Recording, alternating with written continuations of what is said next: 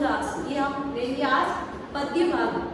गद्य और पद्य इसमें दो पार्ट हैं, तो आज हम लेंगे गद्य पार्ट का जो फर्स्ट चैप्टर है, पार्ट है सूरदास। ठीक है, तो सबसे पहले हम सूरदास जी के बारे में जानेंगे। तो आपके एग्जाम में एक 3 नंबर का क्वेश्चन आता है कि सूर के जीवन परिचय लिखो, सूर का जीवन परिचय लिखो। तो आपको इस तरह से पूरा लिखना है, 3 नंबर आपको पूरे मिलेंगे। तो आपको किस तरह से करना है, तो आज मैं बता रही हूँ आपको। सबसे पहले ऊपर लिखेंगे, हेडिंग लिखेंगे सूरदास, फिर है जीवन परिचय। तो सबसे पहले देखेंगे हम सूरदास का जो जन्म है वो कहाँ हुआ। सूरदास जी का जन्म है 1478 ईस्वी में आगरा व मथुरा के निकट पास में एक रूपकथा गांव है, वहां पर हुआ था। लेकिन जो विद्वान है वो इसे सही नहीं मानते हैं।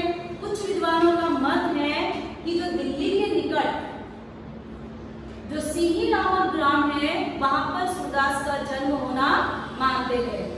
ठीक है, अब है सूरदास के पिता का नाम था वो रामदास था। पिता का नाम क्या था? रामदास, जो शाश्वत ब्राह्मण थे। उनकी माता का नाम था जमुना दास। सूरदास जी थे वो जन्म से अंधे थे, लेकिन कुछ विद्वान हैं वो ऐसा नहीं मानते हैं। सूरदास के गुरु का नाम है वो है वल्लभाचार्य। सूर मथुरा व आगरा मार्ग पर यमुना के गौ घाट पर निवास करते थे। कहाँ पर निवास करते थे? जो मथुरा और आगरा के मार्ग पर एक स्थान है, मार्ग पर जो यमुना नदी है, यमुना नदी के पास में एक स्थान है, उसका नाम है गौ घाट। वहां पर वो रहते थे। दास भाव के पदों का गायन करते थे। सूर किसके पदों का गायन करते थे? दास भाव के पदों का। वल्लभाचार्य जी से भेंट, यानी उनके गुरु है वल्लभाचार्य, उनसे मिलने के बाद वे उनके उपदेशों से, उन्होंने जो उपदेश दिए थे उन उपदेशों से प्रभावित होकर श्री कृष्ण की सरस लीलाओं का गान किया। सूर को हिंदी साहित्य का सूर्य कवि भी कहते हैं। ठीक है, ये याद रखना, सूर को हिंदी साहित्य का सूर्य कवि भी कहते हैं। अब देखो इनकी जो लिखने, उन्होंने जो पद लिखे हैं, इनकी जो भाषा है वो भाषा कौन सी है? ब्रज भाषा। कौन सी भाषा है? ब्रज भाषा। अब हम पढ़ेंगे उनकी साहित्य कृतियां, उनकी रचनाएं कौन कौन सी है। ऐसे तो उन्होंने 1.25 लाख 1 लाख से अधिक पदों का पद लिखे हैं, लेकिन जो आपकी जो सिलेबस में है वो 3 ही दी है। तो आपको ये वाला जो इनका 1 नंबर आपको मिलेगा, ये आपको लिखना बहुत जरूरी है। तो साहित्य परिचय में उनकी जो सबसे पहली जो कृति है वो है सूर सागर, दूसरी है साहित्य रैली और तीसरी है सूर सारामी। ठीक है, अब आपको इतना पूरा लिखना है। इतना जो पूरा लिखोगे तो आपको 3 नंबर पूरे में से पूरे मिलेंगे। अब हम पढ़ेंगे बच्चों सूरदास। सूरदास की जो व्याख्या है, पद्यांशों की सप्रसंग व्याख्या है। आपको कैसे करनी है वो मैंने आपको एक है वो लिख के बताई है, बाकी मैं आपको ऐसे ही समझाऊंगी। तो सबसे पहले हम लिखेंगे प्रसंग। आपकी जो ये व्याख्या आती है ये 10th में 7 नंबर की आती है। जैसे मैंने मिनिमम जैसे 7 नंबर की लिख ली, तो इसमें जो 1 मार्क्स होता है वो प्रसंग का होता है, और जो 3 मार्क्स होते हैं वो इसके होते हैं। मैंने 5 नंबर लिख दिए यहाँ पे। ठीक है, 3 मार्क्स होते हैं वो इसके होते हैं। जो 2 मार्क्स 1 मार्क्स जो 2 मार्क्स बचते हैं वो होते हैं इसके विशेष के। अब विशेष में आपको बाद में लिख के बताऊंगी। तो सबसे पहले आपको 1 मार्क्स के लिए प्रश्न को लिखना अनिवार्य है। अगर आप प्रश्न नहीं लिखोगे तो आपको पता नहीं चलेगा कि ये जो व्याख्या है ये आपके कौन से चैप्टर से ली हुई है और कौन सा पार्ट है। तो सबसे पहले लिखेंगे हम प्रश्न। अधिकतर बच्चे जो है प्रश्न को रॉन्ग लिखते हैं। आपको प्रश्न कैसे लिखना है, सर के ऊपर बिंदी आती है। तो सबसे पहले हम स्टार्ट करते हैं। प्रस्तुत पंक्तियां हमारी पाठ्य पुस्तक कक्षा 10 की क्षितिज से ली गई है। ये अपनी पुस्तक का नाम है, वो याद करना है। पुस्तक का नाम है सिटीज, ठीक है। अब है प्रस्तुत पद, जो आपका दिया हुआ जो पद होगा वो प्रस्तुत पद कवि सूरदास द्वारा रचित है। किसने लिखा है? उनके कवि का आपको नाम लिखना है। यह उनकी अमर कटी सूरसागर में संकलित है। जो आपके ये पद दिए हुए हैं, ये उनकी जो सबसे बड़ी जो कृति है, रचना है, वो कौन सी है? सूरसागर। सूरसागर से लिए हुए हैं। इस पद में श्री कृष्ण भोली भाली राधा के साथ खेलने चलने के लिए प्रेरित करते हैं। यानी हमको ये बताना है, एक लाइन ये बतानी है कि ये जो पद है वो किसके बारे में बता रहा है। तो जिसके बारे में बता रहा है वो आपको यहाँ पर वो लाइन लिखनी है। तो इस पद में श्री कृष्ण है वो भोले भाली राधा के साथ खेलने के लिए प्रेरित कर रहे हैं। फिर हम स्टार्ट करेंगे व्याख्या। क्या स्टार्ट करेंगे? व्याख्या। तो व्याख्या यहाँ से स्टार्ट करेंगे। अब मैं आपको बुक में से एक पद पढ़ती हूँ। जो पहला पद है वो मैं आपको एक एक लाइन का अर्थ समझाते हुए बताऊंगी। तो मैंने आपको व्याख्या यहाँ पे लिख दी है और पद मैं बुक में से पढ़ रही हूँ। जैसे फर्स्ट है, बूझत श्याम कौन तू गोरी, एक दिन अचानक ब्रज की गली में कृष्ण की राधा से भेंट हो जाती है। यानी ब्रज में जब खेलते हैं श्री कृष्ण, तो वहां पर राधा मिल जाती है। तो वे श्री कृष्ण है, वे उनका परिचय पूछते हैं, यानी उनके बारे में पूछते हैं। बूझत श्याम तू कौन गोरी, ठीक है, भेंट हो जाती है तो वे उससे उनका परिचय पूछते हैं। क्या पूछते? हे सुंदरी तुम कौन हो? हे सुंदरी तुम कौन हो? कहाँ रहती काकी बेटी, देखी नहीं कबू ब्रज खोरी, तुम कहाँ रहती हो? हमने इससे पहले तुम्हें ब्रज की गलियों में नहीं देखा है। ठीक है ना? यहाँ तक आपको समझ में आ गया होगा। काकी का मतलब होता है किसकी, ठीक है। रहती का मतलब होता है रहना, और कबहू का मतलब होता है कभी भी। ब्रज खोरी का मतलब होता है गली, ठीक है। तो कहाँ रहती हो, तुम किसकी बेटी हो? हमने तो आपको कभी यहाँ इस गली में नहीं देखा है। फिर आगे वाली तीसरी लाइन देखो, काहे को हम ब्रज तन आवती खेलत रहती अपनी पौरी। फिर राधा कहती है कि हमें यहाँ ब्रज की गलियों में आने की क्या आवश्यकता है, ठीक है। हमें ब्रज की गलियों में आने की क्या आवश्यकता है? मैं तो अपने द्वार पर ही, अपने घर के बाहर ही खेलती रहती हूँ। आगे चौथी लाइन देखो, सुनत रहती श्रवणनी नद डोटा, करत फिरत माखन दधी चोरी। अब राधिका कहती है कि हाँ, मैंने मेरे कानों से अवश्य इतना तो जरूर सुना है कि कोई जो नंद जी का, श्री कृष्ण के पिताजी का नाम है नंद जी का जो लड़का है वो दही और मक्खन की चोरी करता फिरता है। इतना हमने आंखों से, अपने कानों से जरूर सुना है। तो इसमें देखो, ये पौरी का मतलब होता है बरामदा, सुनत का मतलब होता है सुनना, श्रवणनी यानी कानों से, डोटा का मतलब होता है बेटा, और करत फिरत यानी करता फिरता, माखन, दधी का मतलब होता है दही, ठीक है। ये सारे शब्दार्थ मैंने आपको बता दिए। फिर उसके बाद में नेक्स्ट लाइन देखो, तुमरो कहाँ चोरी हम ले खेलन चलो संग मिली जोरी। फिर आगे कहता है श्री कृष्ण कि कृष्ण ने कहा, हम अगर आप कहते हो कि हम चोर हैं, मैं दही और मक्खन की चोरी करता रहता हूँ, तो हम चोर हैं तो चोर ही सही, पर हम तुम्हारा क्या चुरा लेंगे, या तुम्हारे पास में ऐसा क्या है जो हम चोरी कर लेंगे। तो श्री कृष्ण कहते हैं, आओ हम साथ साथ खेलते हैं।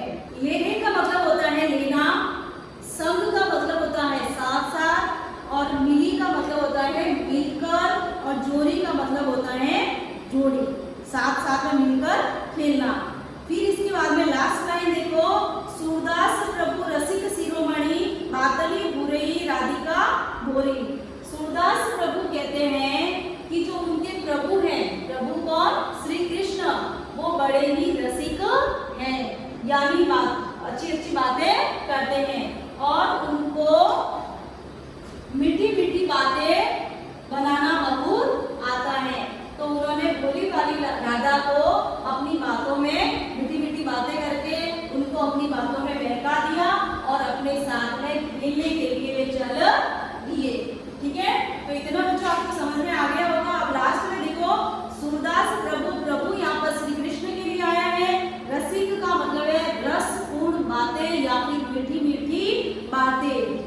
बातनी का मतलब है बातों, बुराई का मतलब होता है राधा को राजी करना, बुराई का मतलब होता है राजी करना, और बुरी का मतलब होता है सीधी सादी। अब हम नीचे लिखेंगे व्याख्या हो गई। अब उसके बाद में लिखेंगे विशेष। विशेष आपको लिखना अनिवार्य है, अगर विशेष नहीं लिखोगे तो आपका 1 नंबर काट दिया जाएगा। तो पहला, उनकी जो भाषा, उस पद की जो भाषा है वो सरल ब्रज भाषा है। शैली संवादपरक है। संवादपरक का मतलब होता है श्री कृष्ण और राधा के बीच में आपस में बातचीत होती है, वार्तालाप होता है, उसको संवाद कहते हैं। फिर तीसरा है, कवि ने कृष्ण को रसिक शिरोमणि बताकर मधुर व्यंग्य किया है। तो अब मैं आपको बताऊंगी कि आपके जो पाठ्य पुस्तक में जो व्याख्या आएगी वो 6 नंबर की आएगी, ठीक है। तो उसमें 1 नंबर प्रसंग का होगा, 4 नंबर आप अनुवाद करोगे उसका होगा व्याख्या का, और फिर विशेष का होगा 1 नंबर। तो कुल मिलाकर आपको 6 नंबर मिलेंगे। अगर इसमें से आपको प्रसंग नहीं लिखा है आपने और विशेष नहीं लिखा है तो आपका जो ये 1 नंबर है और इधर से 1 नंबर है वो काट दिया जाएगा। अब आपको मिलेगा इसमें से 4। अब आपकी सेकंड व्याख्या है वो भी आपको इसी तरह से करनी है। सबसे पहले अगर यह आ जाए तो पहले आप प्रसंग लिखोगे, उसके बाद में व्याख्या करोगे और उसके बाद में आप विशेष लिखोगे। तो मैंने आपको एक करके समझा दिया है। अब इसका मैं डायरेक्ट आपके सामने लिखी अनुवाद करूंगी। तो दूसरी व्याख्या है इसमें, मधुकर श्याम हमारे चोर। अब जो यहाँ पर बातचीत हो रही है वो तो पहला जो व्याख्या मैं पढ़ी थी उसमें राधा और कृष्ण के बीच में बातचीत हो रही थी। यहाँ पर गोपिया और उद्धव जो श्री कृष्ण का मित्र है उनके बीच में बातचीत हो रही है। जब उद्धव और गोपी आपस में बात कर रही होती है तब कोई एक, मधुकर का मतलब होता है भौरा। मधुकर का मतलब क्या होता है? भौरा। जब एक गोपिया और उद्धव आपस में बातचीत कर रहे होते हैं तो एक भौरा कहीं से उड़कर श्री कृष्ण का प्रतीक बनकर आता है। तो गोपिया उन भौरे की ओर इशारा करती हुई कहती हैं कि हे भौरे, मधुकर, हे भौरे, जो तुम्हारी तरह जो काले रंग के जो श्री कृष्ण है श्याम वर्ण वाले वो हमारे चोर हैं। ठीक है, ये समझ में आ गया आपको कि जो हे भौरे, जो तुम्हारी तरह जो काले रंग के श्याम रंग के जो कृष्ण है वो हमारे क्या है? चोर है।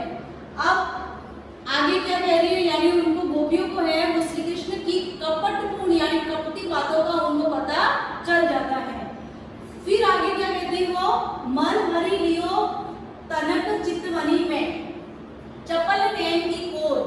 चपल का मतलब होता है चंचल। क्या होता है? चंचल। नैन का मतलब होता है नेत्र, कोर का मतलब होता है कोने। ठीक है। अब चितवन बनी का मतलब होता है दृष्टि। अब इसमें कह रही है गोपिया कि श्री कृष्ण के चंचल नेत्रों के कोनों ने, श्री कृष्ण के चंचल नेत्रों के कोनों ने तनिक हमारी ओर दृष्टि डालकर यानी थोड़ा सा हमारी तरफ देखकर हमारा जो मन है वो हर लिया है यानी चुरा लिया है। ठीक है ना, ये वाली लाइन भी आपको समझ में आ गई। एक बार वापस, श्री कृष्ण ने के जो चंचल नेत्र है, नेत्र की जो कोने वो तनिक हमारी ओर देखकर यानी दृष्टि डालकर जो हमारा मन है उन्होंने हर लिया है। पकड़े हुए हृदय और अंदर प्रेम प्रीति के जोर। प्रेम प्रीति का मतलब होता है अनुराग। क्या होता है? अनुराग। पूर का मतलब होता है हृदय। अब यहाँ पर कह रही है गोपियां उस भौरे को कि हमने श्री कृष्ण को प्रेम और अनुराग के बल पर अपने हृदय में पकड़े हुए थी। श्री कृष्ण के लिए कह रही है उस भौरे को कि प्रेम और अनुराग के बल पर श्री कृष्ण को हमारे हृदय में पकड़े हुए थी, लेकिन गए चढ़ाई तोरी सा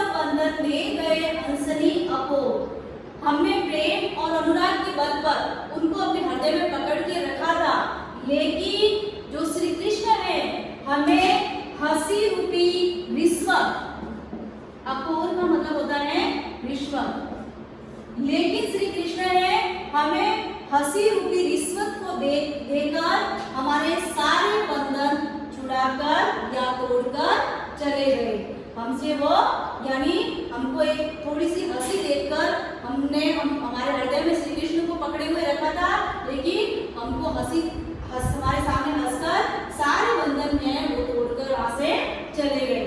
चौकी परी जागत निसी बीती दूत मिलियो एक बार। जब हमें श्री कृष्ण की कपटपूर्ण बातों का जैसे ही पता चला और उसका एक संदेश लेकर आया, दूत यानी यहाँ पर उद्धव के लिए आया है, तो जैसे ही उनका जो संदेश लाने वाला सेवक है वो हमसे मिला तो हम उनकी बातों को सुनकर चौंक पड़े।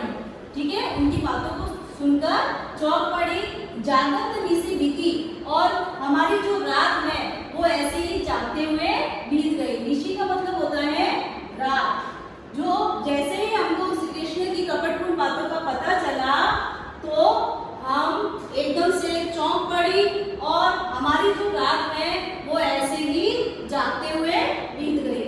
फिर आगे सूरदास प्रभु सबरस लुटियो नागर नवल किशोर। अब सूरदास प्रभु कहते हैं कि जो नागर का मतलब श्री कृष्ण और नवल किशोर, जो श्री कृष्ण चतुर श्री कृष्ण है, उन्होंने हमारा सब कुछ लूट लिया है। सबरस का मतलब होता है सभी कुछ, सभी कुछ लूट लिया है। ठीक है, अब यहाँ तक आपको समझ में आ गया होगा। अब आपकी तीसरे नंबर वाली जो व्याख्या है वो हम करेंगे। अगर ये आ जाए तो इसमें भी आप प्रश्न लिखोगे, व्याख्या लिखोगे और विशेष लिखोगे। तो पहले इसमें पहली पंक्ति देखो, संदेशनी मधुबन पूप भरे। अब गोपियां कह रही हैं कि हमने जब श्री कृष्ण हमारे पास से चले गए तो हमने संदेश भेजे, बहुत सारे संदेश भेजे, इतने संदेश भेजे हैं, इतने संदेश भेजे हैं कि मथुरा के जो कुएं हैं वो सारे भर गए होंगे। कूप का मतलब होता है कुएं।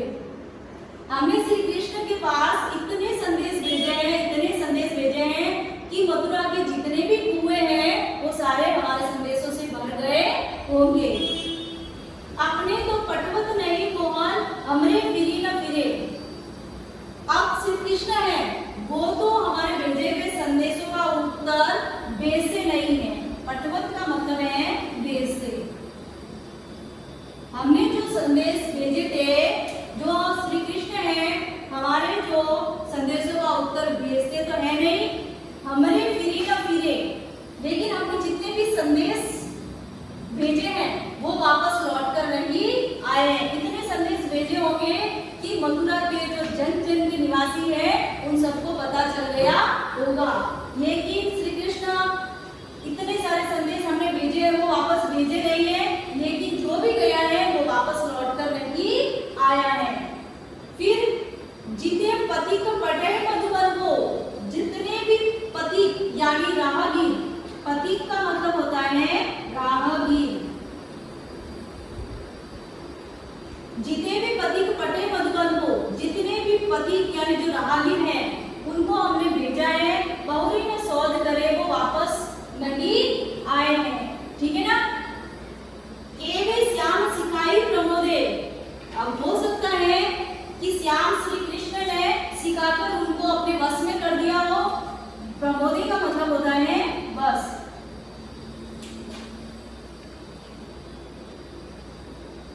ठीक है, या फिर ये हो सकता है कि श्री कृष्ण ने उनको सिखाकर अपने बस में कर दिया हो। केव का बीच मरे, या फिर हो सकता है वो कहीं बीच में ही मर गए हो।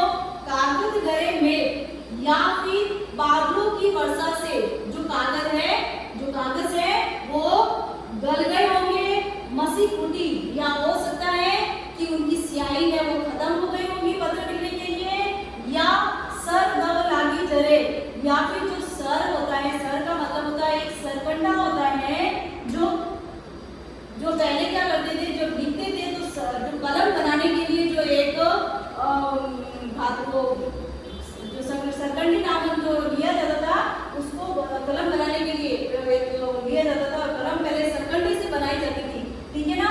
तो हो सकता है कि जो सरकंडे एक लकड़ी होती है, तो सरकंडा है वो पूरे वन में जल गया होगा। पूरे वन में जो आग लगी होगी, तो आग लगने से वो सरकंडा है वो जल गया होगा, इसलिए उनकी कलम है वो नहीं है।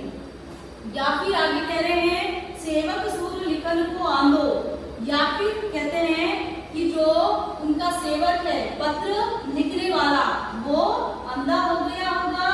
पलक कपाट अरे, और उनकी जो कपाट रूपी जो पलकें हैं वो खुल नहीं गई होगी, ठीक है।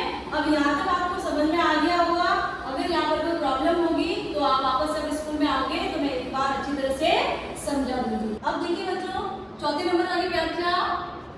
अब इस व्याख्या में है जो उद्धव है वो गोपियों को निर्गुण ब्रह्म की बातें करता है, ठीक है। अब एक तो सगुण दो थे, सगुण और निर्गुण।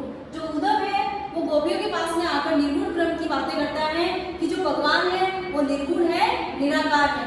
तो ये सब बातें गोपियों को अच्छी नहीं लगती है।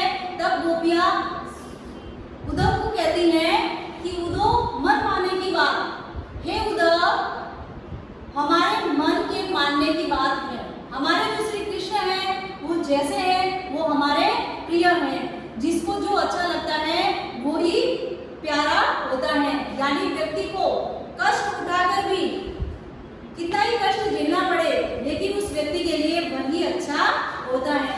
तो गोपियां उद्धव से कहती हैं, ये उद्धव तुम ये ऐसी फालतू की बातें मत करो, हमको जो हमको प्रिय होगा वो हम वही चाहेंगे। यानी हमारा जो मन जैसा कहेगा, हमारा मन जहाँ पर लगा हुआ है वो हमें वही अच्छा लगेगा। तो गोपियां कहती है उद्धव को, ये उद्धव हमारे मन के मानने की बात है।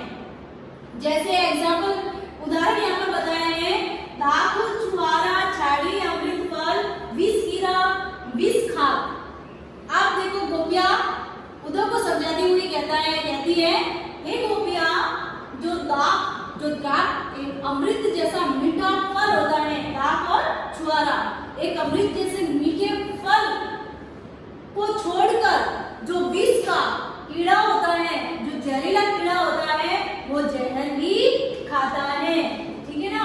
विष का मतलब होता है जहर। यानी जो जहरीला कीड़ा होगा वो विष को ही यानी जहर को ही खाएगा।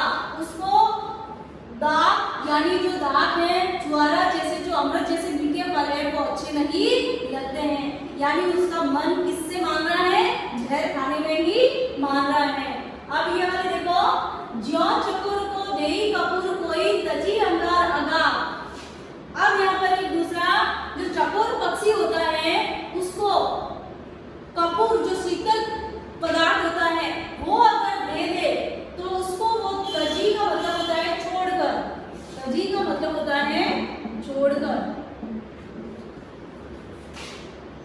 जो चकोर पक्षी होता है उसको शीतल पदार्थ अगर दे भी देवे तो उसको छोड़कर वह जो अपनी शरीर को झुलसाने वाले जो अंगारे हैं, आग है, उसको ही अपने शरीर पर लगाता है। यानी कपूर को हम अपने शरीर पर लगाते हैं तो शीतलता प्रदान होती है, लेकिन जो चकोर पक्षी है वो कपूर को छोड़कर किसको अपने शरीर पर लगाएगा, अंगारों को, जो अपने शरीर को झुलसा देता है। अंगार का मतलब होता है शरीर।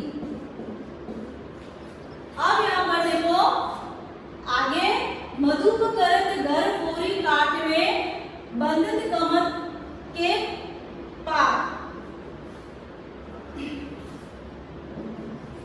कमल के पात। अब यहाँ पर मधुप यानी बोरा, करत घर फोड़ी यानी फोड़कर, काट का मतलब होता है लकड़ी, ठीक है। पात का मतलब होता है पत्ते। बंधन का मतलब होता है बंदा, बंधना। अब यहाँ पर कह रहे हैं गोपियां उद्धव को कि जो मोहरा होता है उसमें बहुत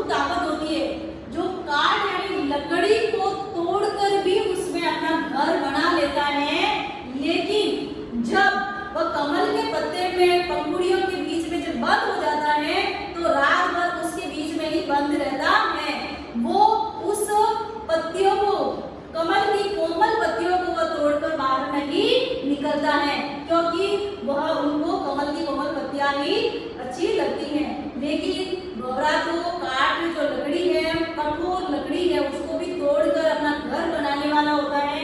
लेकिन जब कमल की पत्तियों के बीच में जब बल हो जाता है तो पत्तियों को तोड़कर वह बाहर नहीं निकलता है। अब आगे देखो, ज्यों पतंग गीत जानी आंकड़ों दीपक सो लपटा। एक पतंगा नाम का जो कीड़ा होता है वो उसको जो वो होता है जो दीपक होता है, दीपक की जो लगने वाली जो लौ होती है उसके चारों ओर मंडराकर अपने जीवन को नष्ट कर देता है। सूरदास जाको मन जासो सोई ताई स्वाद। सूरदास प्रभु कहते हैं कि जिसका जहां पर मन लगा हुआ होता है, जिसका जैसा मन होता है वही उसको अच्छा लगता है। ठीक है, स्वादा का मतलब अच्छा लगना। ठीक है, अब यहाँ पर देखो बच्चों, ये ज्यों आया है, यहाँ पर भी ज्यों आया है, तो यहाँ पर ये दृष्टांत अलंकार का प्रयोग हुआ है, उत्प्रेक्षा अलंकार का प्रयोग हुआ है।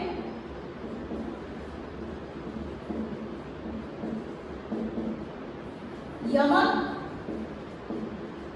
अलंकार का प्रयोग हुआ है। ये विशेष में आपको अलंकार के लिखने हैं। अब आप एक बार वापस इस वाक्य को समझिएगा।